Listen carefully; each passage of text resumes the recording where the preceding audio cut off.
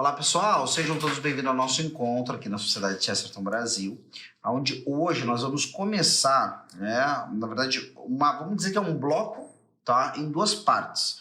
Porque na semana anterior nós falamos sobre a primeira das histórias de detetive, os assassinatos da Rua Morgue e o papel do Edgar Allan Poe para o início, daquilo que até poderia ser chamado uma certa corrida em busca a fisgar, literariamente, um certo espírito de insegurança, celeridade, loucura e mistério existente agora nas grandes metrópoles, nas grandes cidades urbanas e industriais. Centros urbanos, as metrópoles que vão virar depois megalópolis e assim por diante, certo? Então a gente vai começar a falar um pouco sobre isso, e aí, a partir disso, na segunda parte desse nosso bloco, certo? Vai ser um outro encontro nosso, vamos falar sobre um estudo em vermelho, de Sir Arthur Conan Doyle, o Sherlock Holmes. Conto de estreia.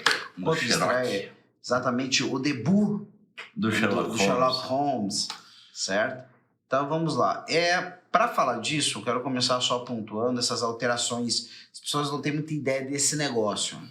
O que é a mudança do clima, social, do clima até mesmo psíquico, psicológico, a maneira de sentir, de ver o mundo, a passagem do tempo, a noção de dia e de noite, que se altera com o surgimento da cidade, e a cidade com indústria, a cidade com tecnologia, a cidade começa a ser iluminada à noite, no começo com a banha das baleias. Exato. Caçadas Você olha com gás. Nantucket, não sei como é que é o nome da cidade lá Os baleeiros lá. Os baleeiros do Melville, então do Moby Dick. E depois com gás, certo? E por fim, depois com depois de muita graxa. Depois de muita graxa, depois de muita gás com... Depois derem todo o gás. Aí depois vem a eletricidade. Então, quer dizer, essas mudanças são bastante grandes do ponto de vista de que a gente começa a ter um aglomerado de pessoas numa cidade, ou seja, muita gente vivendo junto. A noção de privacidade, individualidade, o ritmo de trabalho se altera muito. A redução da própria noção de individualidade, Individualidade, claro. Porque nos grandes centros começa a ter o fenômeno soldado, Uhum. onde as pessoas param de ser o fulaninho, o vizinho. Isso. E começa a ser o cara da frente, entendeu? Exato. O 1, o 2, o 3, o 4. Exato. Então, o do apartamento tal, Isso. o da unidade tal. Exatamente. Que hoje vai ser mais comum pra gente que vive em grandes centros, Uhum. Mas isso já começa lá onde surgem as primeiras metrópoles. Onde tu começa a ter um prédio com tantas unidades, porque tu não tem espaço físico para povoar com mais gente. O primeiro movimento ali do êxodo rural, tu tinha um centro da cidade, que era a praça de negócio, a praça pública, mercado público, enfim. Um pouco aquilo que você vê nas pequenas cidades hoje em dia. Exato. Aí tem a igreja, prefeitura e tal, centro administrativo. Delegacia. Exatamente. Só que nessas grandes cidades começa a ter um cinturão periférico de empresas, indústrias, usinas, quando vai despontar no surgimento da eletricidade aí. Mas tu tem essa proliferação mesmo que forma esse cinturão. E as pessoas não querem morar para além desse cinturão, pois é no centro da cidade onde são negociadas as coisas, onde se dá a vida cotidiana, onde se tem acesso aos alimentos, às feiras, a tudo. Exato. Entretenimento, tudo. Exatamente. Tudo lá. Isso. Então querem sair desse meio da cidade para ir para o trabalho nas fábricas, mas querem regressar ao centro da cidade. E aí, por essa necessidade, essa limitação, na verdade, geográfica mesmo, de espaço, começa a ter a necessidade de ter prédios. Ou seja, não tem mais como espraiar para horizontal, vamos começar a construir na vertical. Exatamente. Claro que isso já se via, até se há registro disso em Roma. Claro. E tal. Mas obviamente que... criminosos. Exatamente. Mas, onde aconteceu o mercado imobiliário, também aconteceu especulação e essas coisas. Mas a gente vai ter escalonamento mesmo é depois da Revolução Industrial, até porque começa com as novas tecnologias, começa a ter essa coisa que não tinha antigamente, chamada medicamento. Claro, Né? exatamente. Que aí tu consegue ter muita gente no mesmo lugar, concentrar muita gente no mesmo lugar e não ter que se preocupar com praga dizimando todo mundo. Exato, até porque depois, evidente, isso aí vai ser um desdobramento ainda posterior. A gente pensar em que nível a gente está, porque também volta e meia aconteciam umas pragas, as pestes, esse tipo de coisa. Sim. É interessante isso, pessoal. Se a gente vai olhar, existe todo. Vocês agora estão. Quem já se dedicou a uma história de mistério do ponto de vista policial, tá? Vai perceber que existe o policial entrando, muitas vezes, o detetive em lugares bastante precários, né? Principalmente Sim. quando pega aqueles bairros pobres dessas grandes metrópoles. Sim, que seriam equivalentes à noção que a gente tem de favela. Favela, exato. Diferente, porém, semelhante na questão da pobreza, dos limites, da prostituição, essas coisas todas. De normalmente estar numa região periférica que normalmente não é uma região desejosa de se morar. Exato. Né? É uma região com, enfim, que falta toda a infraestrutura Isso, para uma exatamente. vida salutária. Exato. Então, você tem esse cenário geral e você não tem... Por isso que essa questão dos meios precários, da doença, da morte, está mais ou menos sempre presente. É retomar alguns dos grandes medos que o Ocidente sente, mais ou menos desde o século XIV, como peste negra, essas coisas todas. Porque é isso. Tem uma ideia? No século XVIII, nós temos ainda, século XIX, nós temos Florence Nightingale descobrindo empiricamente o valor que havia da limpeza, arejamento, entrada de luz solar, limpeza constante e troca de curativos de convalescentes e a não autorização de que bicho circulasse pelo ambiente de convalescença. Ou seja, até aí nós nem falamos da entrada de medicamentos dentro da jogada e ela conseguiu, por exemplo, na campanha, né, da guerra da Crimeia, que era uma das guerras imperiais daquele período, em 1830 e pedras, ela conseguiu diminuir de 42% para 6% de mortalidade nos convalescentes no hospital de campanha. Então é desse nível de situação que está falando. É uma galera que está nesse nível, nesse momento, se aglomerando, ainda não tendo plena clareza sobre a necessidade de limpeza, de asseio, sobre a questão dos miasmas, o que são esses miasmas que espalham peste, Sim. E tirando agora o fluxo completamente antinatural de trabalho. Né? Ou seja, esses trabalhos que alguns relatos mais cruéis, né, falam de 12 horas. Hoje, gente, o cara fala que trabalha 12 horas, já fica assim, opa, meu amigo, né? 14 horas, 16 horas de trabalho. Sim. Relato de gente que caía no maquinário e morria. E outra coisa, né? Antes, por mais penoso que fosse o trabalho na lavoura, o trabalho rural, e que pudesse ter longas jornadas, ainda assim era subordinado a estar sob a luz do sol. Exatamente. O sol se punha, o sol nascia. Não estava ali trabalhando madrugada dentro, não estava azar. E também haviam ritmos de parada. Tem momentos que a vida no campo dá uma parada e o homem do campo trabalha um pouco menos porque... Estação. Exato, não tem o que fazer, né? A terra deu o que tinha que dar, tu já tratou dos bichos, não tem o que fazer. Mas daí vai ficar fazendo o que nesse meio tempo? Vai viver, vai pescar, vai consertar alguma coisa em casa, vai conviver com a família, vai continuar trabalhando. É evidente que vai trabalhar. Não, vai ter o inverno, vai ter o recolhimento. Vai ter um outro ritmo. Por exemplo, ele não passava todo dia do ano trabalhando no campo, na lavoura. Vai ter uma hora que a lavoura não tem o que fazer por ela e eu vou cuidar do pomar, eu vou cuidar do conserto da casa, eu vou cuidar do trato dos animais, eu vou fazer alguma coisa ali, eu vou ter... Vocês entenderam? Isso é o normal da vida humana, no sentido como foi concebido. Natural. O natural. Por quê? Porque o natural é que a natureza demande do ser humano, a natureza que eu falo é o nosso entorno que não é humano, demande de nós coisas diferentes em épocas diferentes para que nós possamos manter a vida, né, sustentável.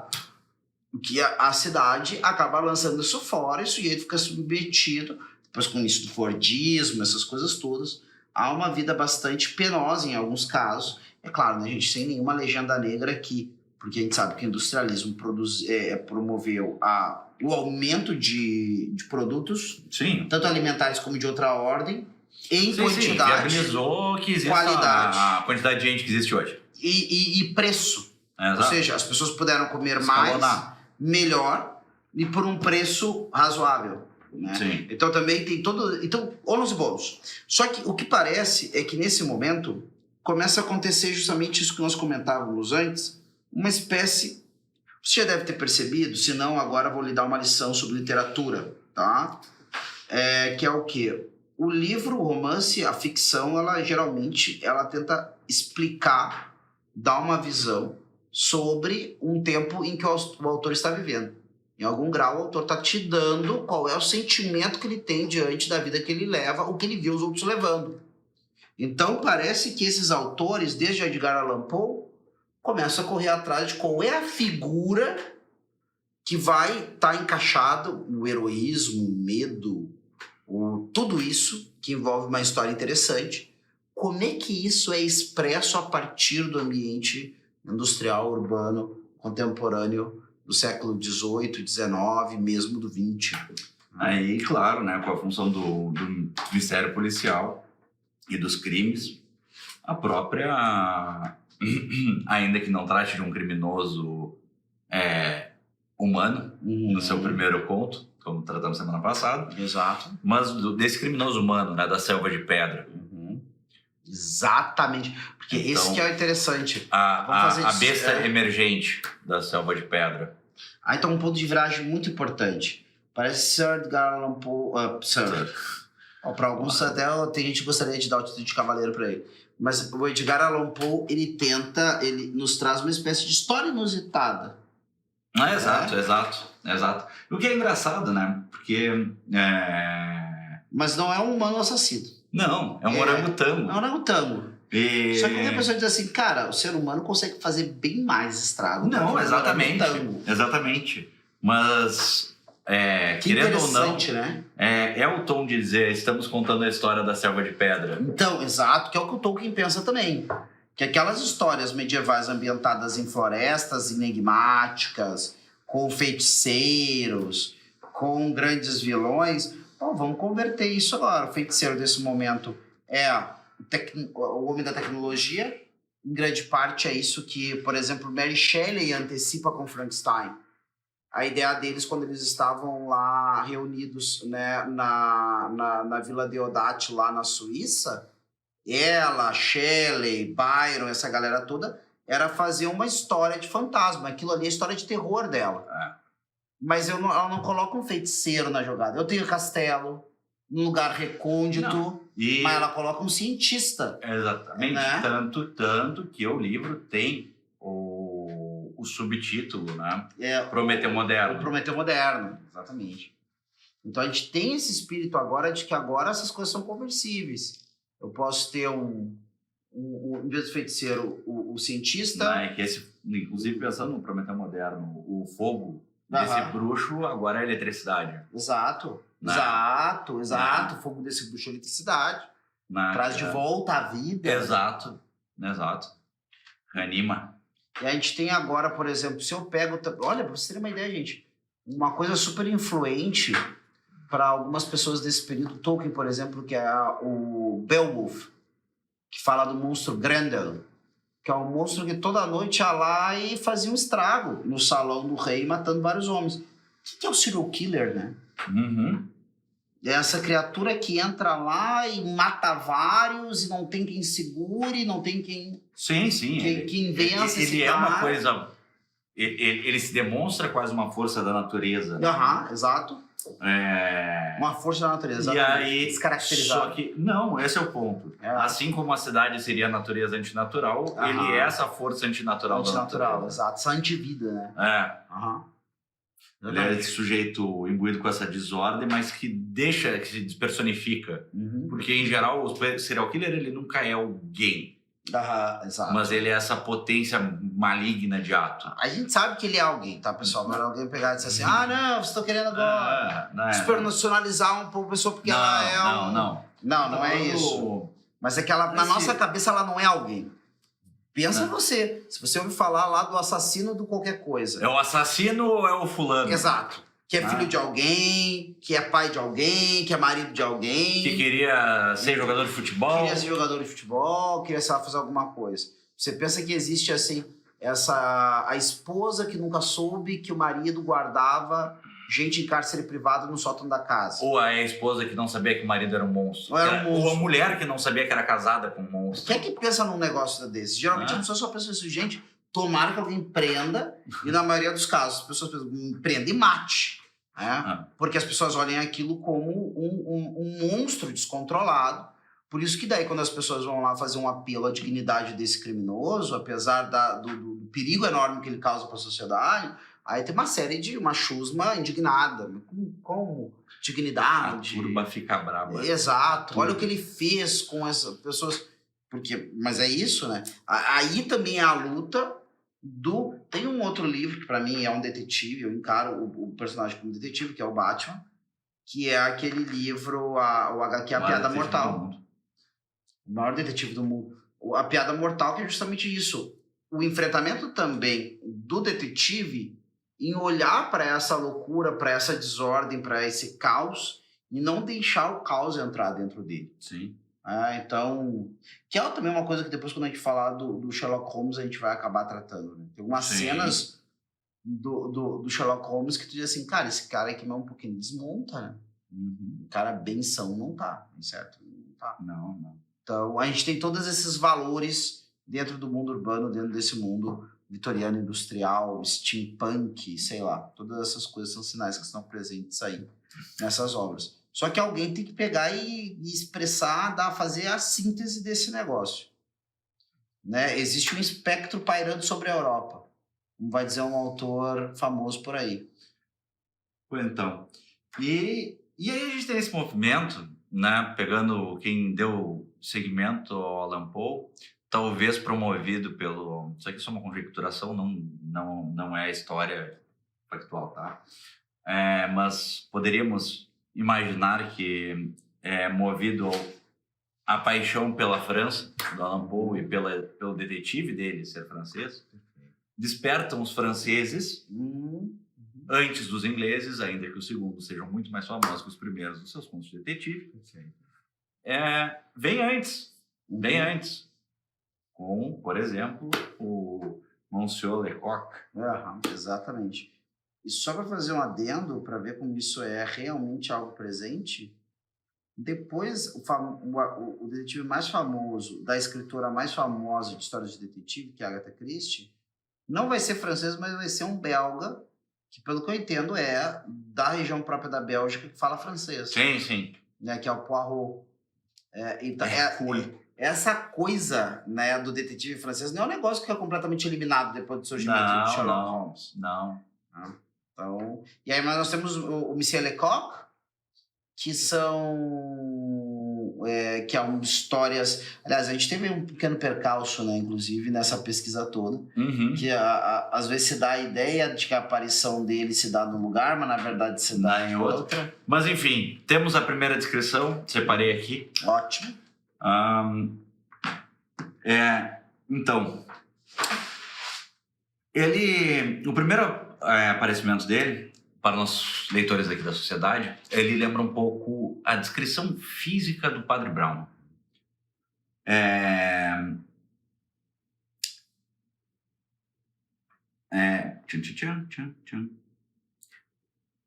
Quase lá. Não, Padre Brown. E aí, e essa questão... Aqui, bem no começo. Claro que ele é um jovem, né? Ele é um estagiário.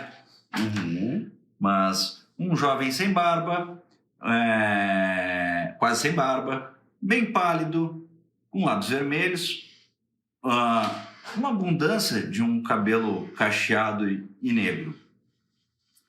Era mais para baixinho, mas tinha as proporções corretas.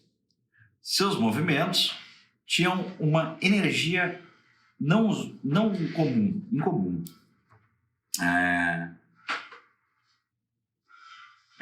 Não tinha nada especialmente chamativo na sua aparência, com exceção de seus olhos, que às vezes brilhavam com intensidade e às vezes pareciam extremamente apagados, o que refletia muito seu humor. Seu nariz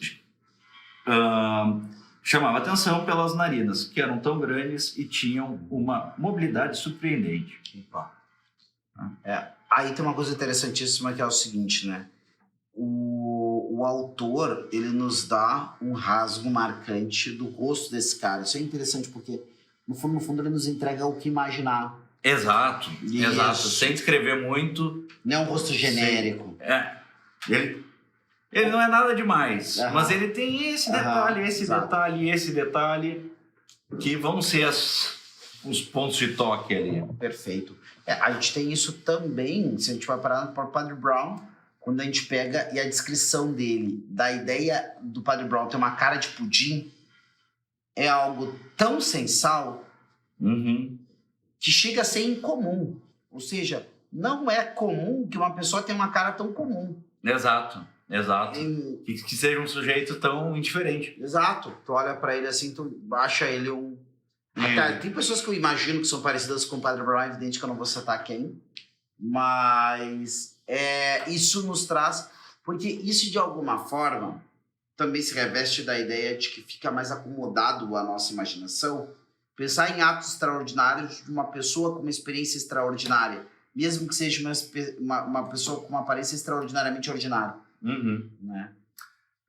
E realmente, assim, no caso do Lecoq, me parece muito, ao estender, logo em seguida se dá uma pequena descrição sobre ele, como ele foi virar detetive. Ele é um jovem que cursava direito, perde o pai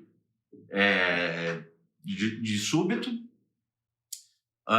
que se descobre que tinha um horror de dívidas.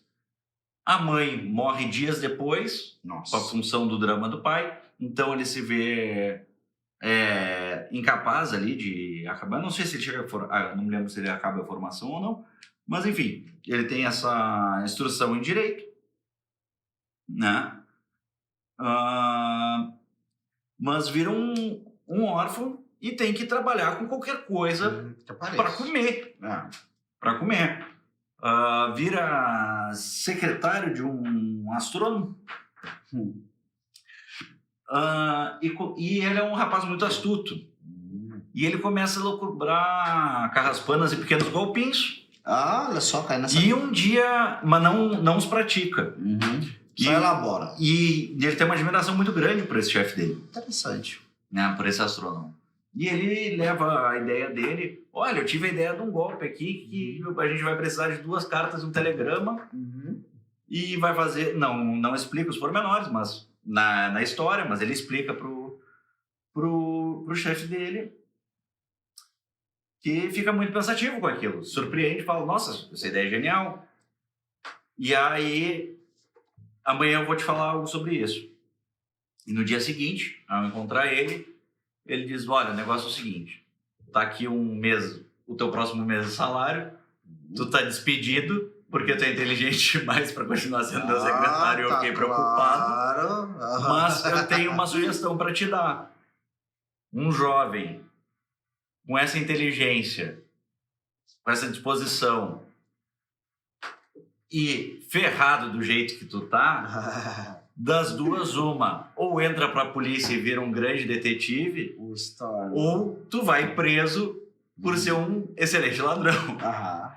E como ele tinha essa admiração, ele não teria essa admiração pelo sujeito, ele, pô, é verdade, em vez de eu ser um golpista, eu posso ser um detetive. E um detetive famoso, porque eu sou inteligente. Perfeito. Então eu vou virar detetive. E ele vai atrás da sua carreira policial. Né? E enfim, nessa história de estreia, ele procura o chefe. É um caso meio estranho, um caso meio errado ali. E como é que o detetive-chefe, investigador-chefe, já largou de mão ali a coisa, já tá embrulhando assim, ó, pra dizer, ó, isso aqui não dá. Isso aqui não vai dar nada e coisa, era isso. É só mais uma morte. Perfeito. Deixa pra lá, todas as estatísticas. Exatamente, mas não tem... E ele enxerga nesse caso uma possibilidade ali de, ó, peraí, eu acho que tem mais, eu acho que isso não é só isso. E aí pede permissão para o chefe para investigar mais. Só um Ele diz, detalhe. olha, a esse momento não tem nada a perder. Isso aqui é um clichê dentro da história de detetive, tá? Vocês estão vendo mais ou menos alguma das origens desse clichê. O detetive recalcitrante. Exatamente. O O cara que status vai... quo já resolveu, é passional, é suicídio. Não, e ele é diz quem... assim, não é. E aí é o primeiro a dar esse pontapé de tipo, a coisa é simples, não é. Exatamente. Simples a coisa é, mas ao mesmo tempo ela simples não quer dizer que ela é fácil. Exatamente. E aí ele vai lá pedir ajuda. Olha só. Não, oferecer ajuda e dizer, olha só, ó, eu tinha sido colocado para cuidar ali da casa e tal. E olha, eu tenho um palpite e tal, eu poderia. Mas ele tem o cuidado de pedir para os superiores dele para investigar aquilo. Perfeito. Né? Para não se passar num segundo momento por um oportunista, um sensacionalista. Claro. Né? O que depois, como o Rodrigo já tinha colocado aqui, vai ser um trope, um clichê, né? Do gênero. Perfeito. Muito, muito recorrente essa coisa. Até hoje eu vejo isso, por né? exemplo, em Pelos séries males, pelo bem. Eu vejo, por exemplo, séries como True Detective, tem isso. Não, tantas. É um monte, o que me lembra muito forte é isso, né? É por isso que o nome da série é... Largar o cold case. e aquela coisa assim, e dizer... Essa ideia, isso é uma coisa importante também, isso não é uma coisa que é parida na sociedade industrial, pragmática e cientificista. Esse é um pensamento realmente de uma ética cavaleiresca, né? Ou cavaleiresca, para dizer que é de cavaleiro, não de cavalheiro. Não de cavaleiresca, que é o quê? Eu recebi certas capacidades e eu sei coisas que os outros não têm nem assim. Primeiro, eu recebi certos talentos e eu sei de coisas que os outros... Eu tenho dons e conhecimentos. Dons e conhecimentos. E os que sabem são maus e não se importam. Outros que não sabem são bons, mas não sabem. E às vezes o cara que tem as competências, ele tá ocupado demais com tantas outras coisas. E eu não posso dormir simplesmente saber que esta desordem vai continuar assim. Sim. Eu me lembro agora da passagem do livro da J.K. Rowling, de detetive, que é o cara que é o Cormoran Strike, e ele tá levantando naquelas dias que o cara não quer mais nada com nada. E ele diz assim, não, mas eu escolhi essa vida.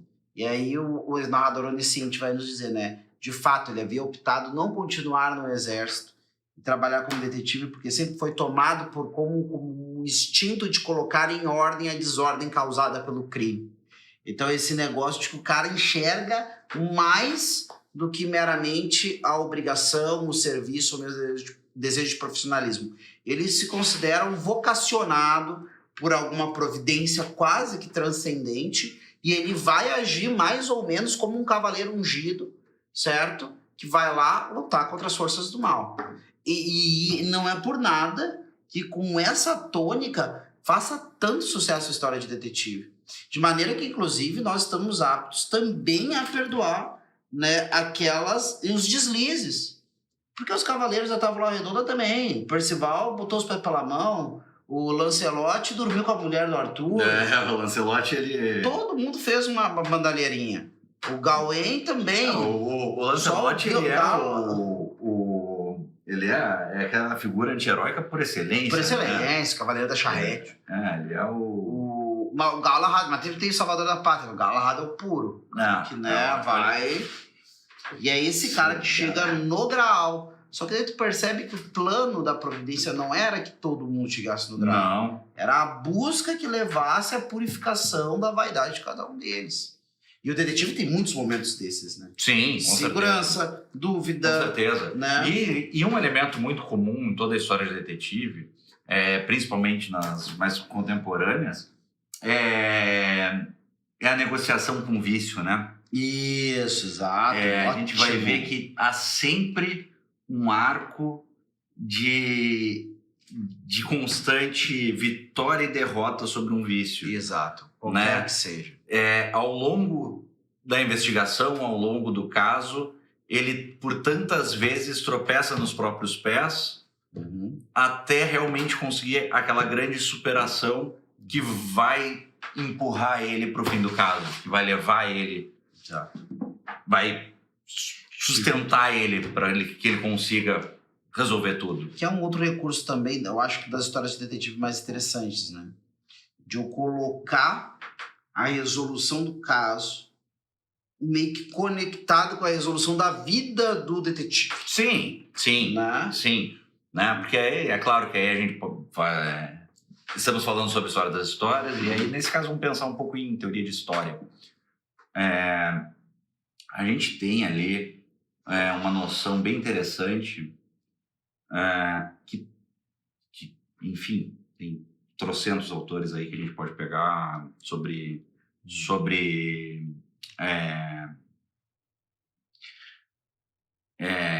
estudos literários em geral, né? sobre a arte literária, que sempre colocam, né? A história é um veículo, a história é um meio, o arco da história é um meio para que o protagonista transcenda um de seus demônios ou mais de um dos seus demônios. Né? Isso é, claro que não é a única estrutura possível, mas normalmente a jornada não só trata de que um protagonista domine sua potência, mas transcenda os seus vícios. Isso. Né? Isso é o arco de heroísmo. Que acontece quase que num roldão só. Não, exato. Ele vai indo, né, nessa escalar, e não adianta, para ele conseguir chegar ao fundo do caso, ele também precisa chegar a adquirir todas as forças dele. Exatamente. E ele tinha um vício que estava roubando uma força dele. Normalmente a gente tem tantas histórias, né, talvez já tenha se formado quase um clichê de Hollywood nisso, mas tem tantas histórias que a gente vê assim, o personagem, poxa, ele tem a oportunidade de resolver aquilo, ele se depara com o criminoso, com o vilão, ele tem a potência em mãos, ele desvendou o mistério, só que ele tropeça no vício dele que ele não resolveu. Isso. E isso vai impactar que uma vítima morra, que um amigo seu morra, isso, exatamente. que haja essa grande morte, né? Exato. Essa grande tragédia que alerta ele, né? Que destrói ele ali, que alerta ele, olha só, ou tu morre com esse vício, ou os outros na tua volta morrem com esse teu vício, ou tu vai deixar tudo ir por água abaixo, ou tu vai ter que levantar a cabeça, transcender esse problema e aí sim resolver tudo, né? Porque enquanto tu não te livrar do que é mal em ti, tu não pode te livrar do que é mal fora de ti. Exatamente. É aquela coisa de que o cara, na verdade, está procurando matar o mal nele, por isso ele vai esses dois âmbitos. A questão e a projeção também, exato, né? A projeção de sua falha, a gente tem ali herdado do Jung, é o arquétipo da sombra, né? Então, o que seria a sombra segundo Jung? Seria todos aqueles aspectos feios da nossa pessoa. O obscuro. Né? Então, são todos os meus vícios que eu não gosto de dar o valor que eles têm, de chamar eles do que eles são. Né? São todas aquelas coisas que eu tenho vergonha, que eu não tenho coragem, não quero que venham à luz do dia. Né? E a sombra, essa figura que nas histórias toma normalmente a posição de antagonista, ela é a personificação, ela é a encarnação de todos aqueles vícios do nosso herói. Né? Então é assim, é o nosso herói que foi com as cordas, né? que foi abismo abaixo, Exatamente. Que se perdeu. Ele é o nosso herói, muitas vezes até com a potência mais potente, mais forte, né? Mais inteligente, mais sagaz, mais fisicamente poderoso que o nosso herói, mas sem a moralidade para os grandes feitos. Então ele só consegue fazer grandes maldades. Né? E o herói, ao vencer essa sombra, essa projeção do que há de errado nele, ele está também vencendo o que há de errado em si. Perfeito. Né? Então a gente vai ter isso aí. Pessoal, acredito que para nossa conversa de agora, vocês já tiveram bastante elementos. Bastante coisa para pensar? A gente já tá bastante coisa para pensar mesmo. A gente vai ficar por aqui e agora nós teremos, na próxima oportunidade, o nosso encontro sobre o Estudo Vermelho. Vamos olhar agora num caso específico a aparição. O ponto de estreia do Sherlock Holmes. E vamos ver quanto essas coisas batem a partir disso, o quanto ele ainda está de alguma forma ligado a essa tradição anterior, com Lecoq, outros autores, e como ele dá passos à frente para constituir aquilo que nós conhecemos como, né, romance romaniano, Sherlock Holmes, esse personagem. É história de detetive que chama. Mas do Sherlock Holmes é um pouco diferente. Não é a mesma coisa que a dos outros, tá certo? Então, por aqui, até a próxima.